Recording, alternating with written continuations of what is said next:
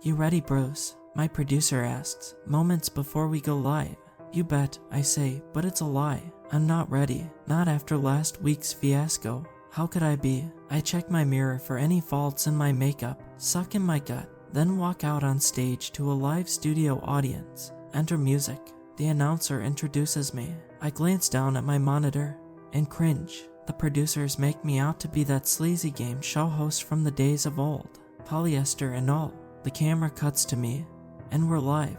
"Alrighty, I'm happy to be here. Hope you are too," I say, doing my best Bob Barker impression. "Let's bring out this week's contestant, shall we?" I'm looking at the camera as if asking the folks at home, and then, cue the audience. Let's make a deal with the devil. This contestant takes to the podium. He's a paunchy, middle-aged man, casually dressed, with broad shoulders and a generous chin. The camera follows him to the podium.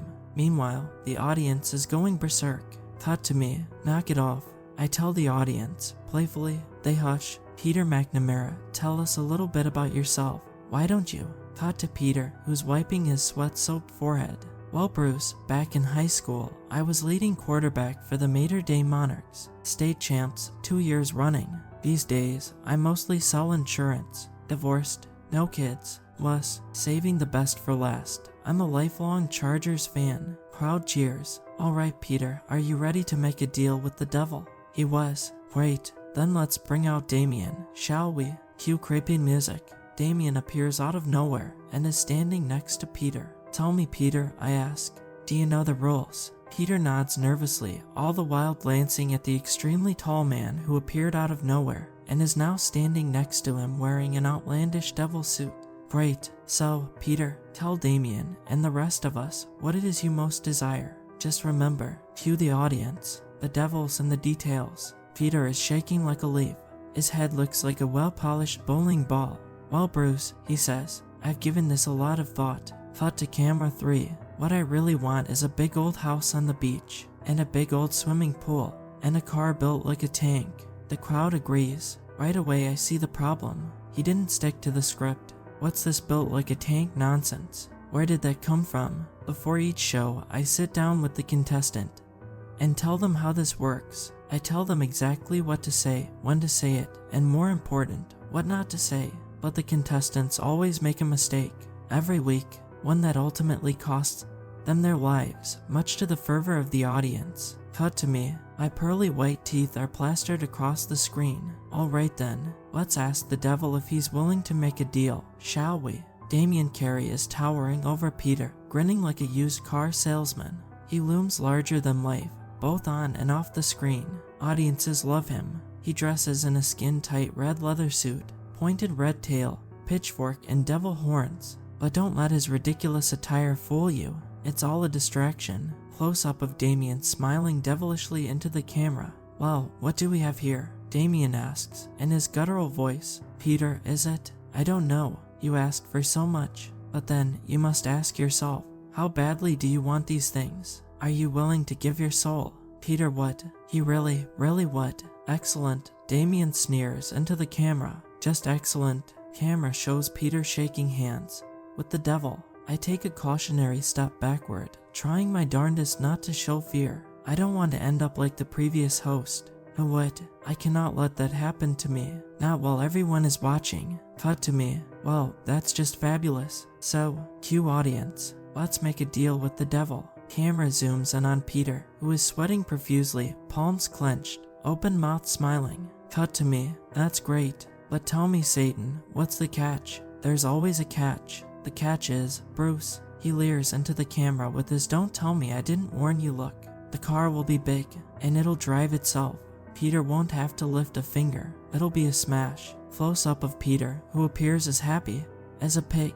I hate the next part. Damien snaps his long and crooked finger. Poof. Peter is gone. Vanished. The crowd is aghast. They think this is all TV trickery, as the camera cuts to Damien, who's licking his paws and somehow wagging his tail. I recall how the previous host died. I can't get that image out of my head. They're still trying to scrape his stains off the floor, right where I'm standing, no less. But hey, the ratings speak for themselves. Give the people what they want. Damien is doing his devil thing, and the audience is applauding him. Millions of viewers are watching, waiting for the inevitable carnage that will soon unfold. Meanwhile, the knots in my stomach are multiplying. My left leg is shaking. I'm stone cold terrified.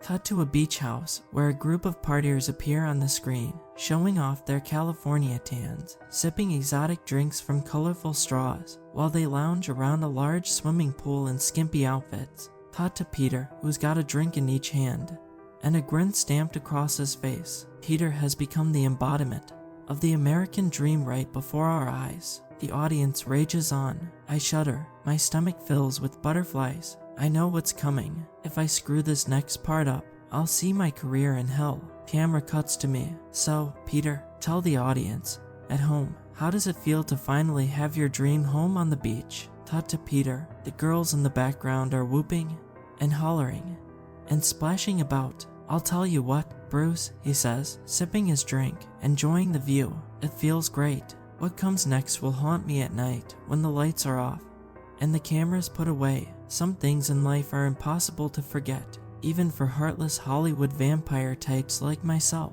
Cut to Damien, standing next to me, too close for comfort, while Peter, his voice sardonic and cruel. I can see you like the swimming pool. You do like the swimming pool, don't you? Screen shows Peter grinning ear to ear. Good. Well then, Damien says, licking his moist red lips. Let's cut to the chase. I think it's time to bring out the new car. Damien snaps his finger, and a shiny new Hummer appears in the driveway. He's standing next to it, dangling a golden set of keys. I have no clue how he does this, or where those cameras come from. I'm not allowed to ask, which is fine by me. Some things are best unknown. Zoom in on Peter, who's running arms out to the driveway, carrying his fruit-filled drinks. The audience oohs and ahs. Wide shot of Damien and Peter standing toe-to-toe in front of the Hummer. The Hummer glistens under the warm California sun. You asked for a big car, am I right? Damien asks in a bombastic voice. Yes, Damien, I did. Well, is this one big enough? Peter nods approvingly. Excellent. So, what do you say, Peter? Wanna take her for a ride? Peter does. Damien snaps his finger. Suddenly he and Peter are inside the Hummer, seatbelts and all. Peter's drinks are nowhere to be seen. People at home think this is studio trickery. It isn't, which is one of the reasons why I'm scared to death. I don't know how I ever talked myself into this gig. Cut to dash cam inside vehicle. Damien is outwardly pleased. He leans into the camera. Good, because, cue the audience. The devils in the details. They speed off. Peter's head thrusts back as they tear out of the driveway onto the busy beachside boulevard. Damien is smiling, stone-cold murder searing in his eyes. My hatred for this madman is only outmatched by my fear of him. It's a good thing the camera is off me, because I'm looking like I'm about to puke. Cut to the helicopter cam. The audience watches with glee as the murder spree plays out. First, the Hummer guns down a beautiful young woman on rollerblades, blindsiding her. Her body disappears as the perilous vehicle effortlessly runs her over. Blood splashes across its shiny chrome grille as though biting into a strawberry full of razor blades. The audience is bloodthirsty. They want more, and they'll get it. Cut to dashboard cam. Peter looks worse than I feel. He's freaking out. Damien's devil-may-care grin is stretched across his long, reddened face. You're gonna love this next part. Peter, multi-screen with dash cam, and helicam shows the Hummer veering left onto the sandy beach. One man's head gets crushed like a grape. His brains splatter across his finely chiseled chest. His left eyeball lost in the many crevices of the crimson sand, while his lifeless body lies flattened on his blood-soaked beach towel. Beside him, a figure rests in twisted ruins with tire tracks tattooed across his sun-kissed corpse. His arm dangles futilely from its socket, like a noose swaying in the breeze. A third victim is caught in the grill of the Hummer. It does a few backflips as the vehicle comes to a halt. Its body falls limply into the warm sand and stays there, blood and body parts and suntan lotion and all. Cut to me, doing my darndest to appear casual. Incredible stuff. Damien, I say, wearing my stapled-on smile. That was one heck of a bargain you got there. Peter, does the audience agree with me? Or what? They do. Good. I hope each and every one of you at home agrees too. Cut to Damien, who's somehow back in the studio, standing at the podium next to me, twirling his long devil tail, smug as a bug on a rug. His eyes meet mine and fill me with dread. Close up of me, my leg refusing to stay still. Let's see how things are going with Peter, shall we? Wide shot of the beach. The scene is horrific. Police everywhere, trying to regulate the manic crowd who moments ago were enjoying a picturesque afternoon on the beach. Camera zooms in on the girl wearing rollerblades lying face down in a pool of blood. Her neck snapped like a twig, her bleach blonde hair slathered in blood and tiny specks of brain. Multicam shows Peter from every angle as he tumbles out of the Hummer. The cops arrive in droves and have him surrounded.